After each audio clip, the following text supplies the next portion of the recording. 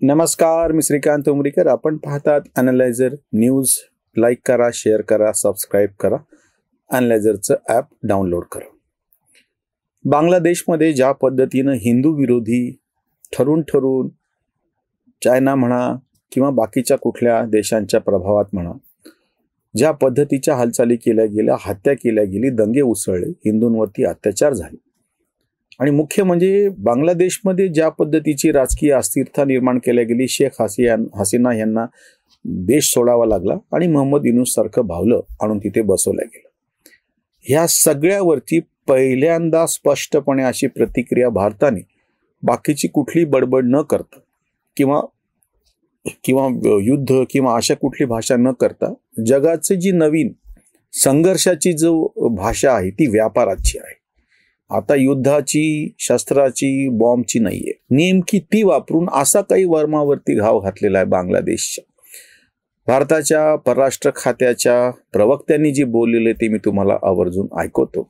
8 April 2025 पासून ट्रान्सशिपमेंट म्हणजे बांगलादेश मधला जो काही माल आहे तो आपले पोर्ट अँड एअरपोर्ट म्हणजे आपली बंदरं आणि आपली विमानतळ आणि सीमेवरून त्याला परवानगी द्यायची आणि तो त्याच्या जिथे कुठे पाठवायचा आहे. म्हणजे उदाहरणार्थ त्यांनी एक अतिशय सुंदर आकडेवारीच दिलेली आहे. ढाक्यामध्ये माल भरलायचा आणि ते विमान परदेशामध्ये जिथं कुठं पाठवायचं असेल तर साधारणतः येणारा खर्च $2 ते $2.5 पर केजी. म्हणजे प्रत्यक्ष त्यांना आता सध्या जो येणारा खर्च आहे ते $2 किंवा $2.5 पर केजी. आता भारताने ही बंदी घातल्याच्या नंतर त्यांना जो पर्याय शोधावा लागतो आहे, कोलंबो मार्गे जा किंवा मालदीवला जा किंवा पाकिस्तानमध्ये जा आणि मग माल पाठवा आणि तो खर्च जातोय $5 ते $6. जवळपास तिपटीने खर्च वाचतोय पर केजी.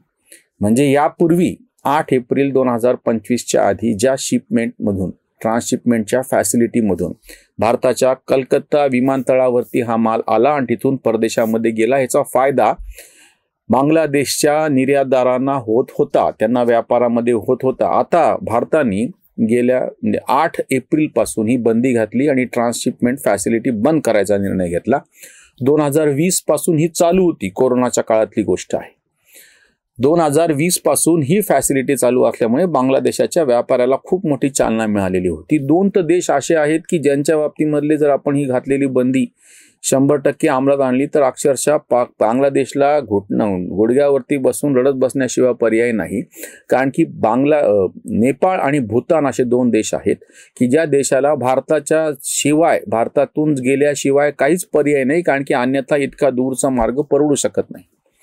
भारतानं मखलाशी अशी केलेली आहे की बाकीच्यावर बंदी घालत असताना ह्या 2 देशात जर तुम्हाला व्यापार करायचा असेल तर मात्र आम्ही त्याला परवानगी देऊ.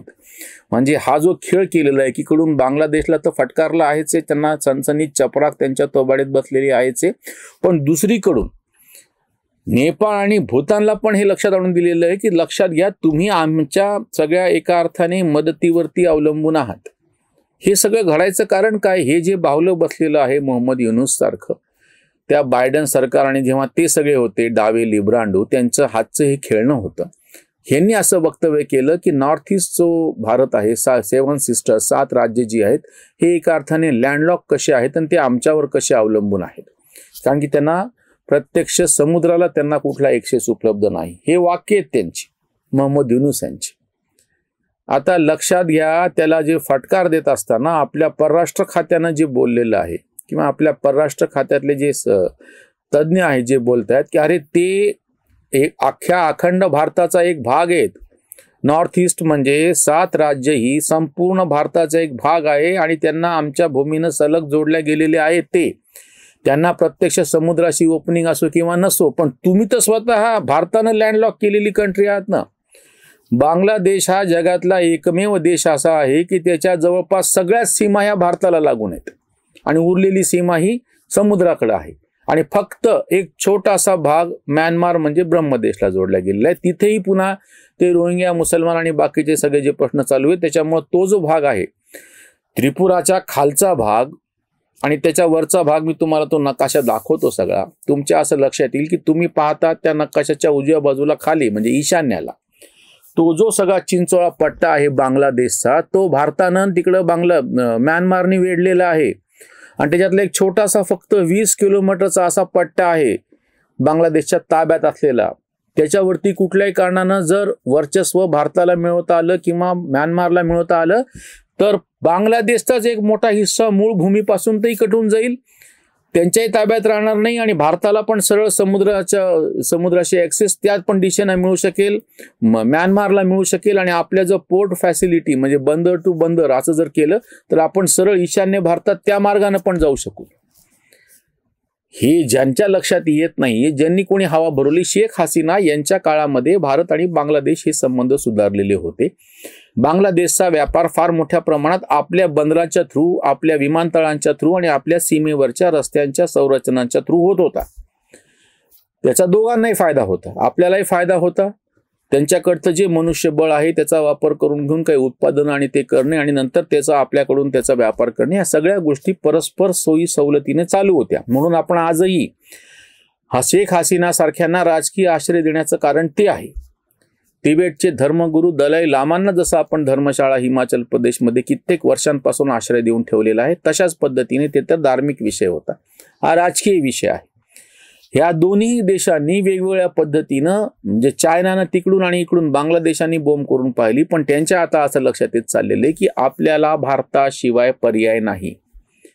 ज्या पद्धतीने गेल्या 75 वर्षांमध्ये भारतानं स्वतःचा विकास साधून दाखवला, एक स्थिर राजवट आणून दाखवली, लोकशाही राबवून दाखवली, स्वच्छपणे स्पष्टपणे जगभराच्या व्यापारासाठीच्या संधी ज्या आहेत त्या दिसत आहेत लोकांना.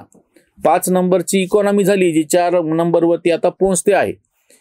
नियमितपणे निवडणुका होत आहेत. हे सत्ताधारीच्या विरोधामध्ये विरोधक किती बोंबा मारत की भारतात लोकशाही कशी मेलेली, संविधान खतरे में आहे, हुकुमशाही कशी आहे, पण प्रत्यक्ष व्यापाराच्या पातळीवरती काय आणि कसे फायदे मिळतात हे परदेशातल्या लोकांनी अनुभव घेतलेले आजही अनुभवत आहेत.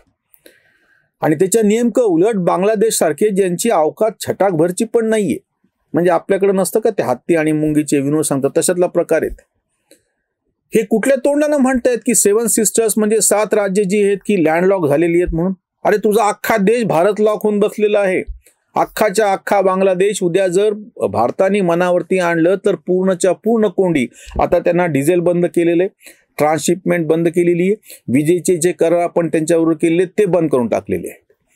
या सगळ्याचा परिणाम म्हणजे अक्षरशः ज्याला म्हणतो ना आपण दातात तलवार धरून, असं जुन्या भाषेतला शब्द येतो, शरण येणे तशातला प्रकार आहे, किंवा रुमाल हाताला बांधून असे ते जुन्या ह्याच्यातले शब्द आहेत बघा, किंवा पांढरं निशाण फडफडवलं. अक्षरशः येत्या काही दिवसांमध्ये व्यापाराच्या पातळीवरती बांगलादेशची परिस्थिती म्हणजे पांढरं निशाण फडफडत भारताला शरण येणे अशीच होणार आहे. कारण की फार मोठ्या प्रमाणावरती त्यांचा व्यापार हा भारतीय भूमीवरती, भारतीय बंदरं, भारतीय विमानतळं आणि भारतीय रस्ते याच्यावरती अवलंबून आहे. आणि जर तुम्ही असा शहाणपणा करणार असाल, तुम्ही ज्या पद्धतीनं हिंदूंना असा त्रास देणार असाल, त्यांच्या हत्या करणार असाल, आमच्या देशामध्ये रोहिंग्या मुसलमानांचा जो गंभीर प्रश्न निर्माण झालेला आहे त्याला ज्या पद्धतीने ह्यांनी हवा दिलेली सगळ्यांनी, आणि आताही भारत विरोधी कारवाया उघडपणे ज्या ठिकाणी चालतात, हे सगळं बघितल्याच्या नंतर आपलं परराष्ट्र खातं आधीसारखं नाहीये, ते झोपा काढत नाहीये. हे जे सगळे जेव्हा आरडाओरडा करतात ना, जेव्हा प्रत्यक्ष 8 तारखेपासून जे धोरणात्मक निर्णय घेतला की ट्रान्सशिपमेंट बंद करणे, त्याला नेमका मराठी शब्द काय आहे मला माहिती नाही म्हणून मी तो शब्द वापरतो, चूक अर्थ निघू नये म्हणून. ट्रान्सशिपमेंट त्याचा एक सोपा अर्थ त्यातल्या तर असा काढता येऊ शकतो की बाबा व्यापाराच्या साठीच्या म्हणून सोयी सवलती, असा एक त्याचा ढोबळ मानाने त्याचा आपण अर्थ काढू शकतो. व्यापारासाठीच्या असलेल्या ह्या सोयी सवलती ज्या पद्धतीने भारताने काढून घेतलेल्या आहेत, मालदीव सारख्यांनी जसं ज्या पद्धतीनं नाकवरती करून विधानं केलेली होती, आणि मोदींचं फक्त एक Xवरचं ट्विट काय झालं की धाडकन तिथला पर्यटनाचा व्यवसाय कसा सगळा कोसळला आणि आपल्याकडच्या लक्षद्वीप बेटांना आणि बाकीच्यांना कसं त्याचा फायदा झाला हे आपल्या समोरचं उदाहरण आहे. त्याच्यामुळं भारतासारख्या देशाशी जो एक समृद्ध संपन्न लोकशाही असा देश आहे आणि ज्याची विकासाची दिशा सगळ्या जगाला स्पष्टपणे दिसती आहे, तो वेग स्पष्टपणे जाणवतो आहे, विकास दर सगळ्यांना समजून येतो आहे, तेव्हा जे कोणी असं बांगलादेशच्या मनस्थितीमधले जी लोक असतील त्यांना सपोर्ट करणारे त्यांनी लक्षात घ्यावं, हे तुमचं वागणं तुमचा स्वतःलाच धोका ठरू शकतं. भारतासारख्या देशाला तुमच्यावरती मात करणं तर केव्हाही सहज शक्य आहे. इथेच थांबूयात. धन्यवाद.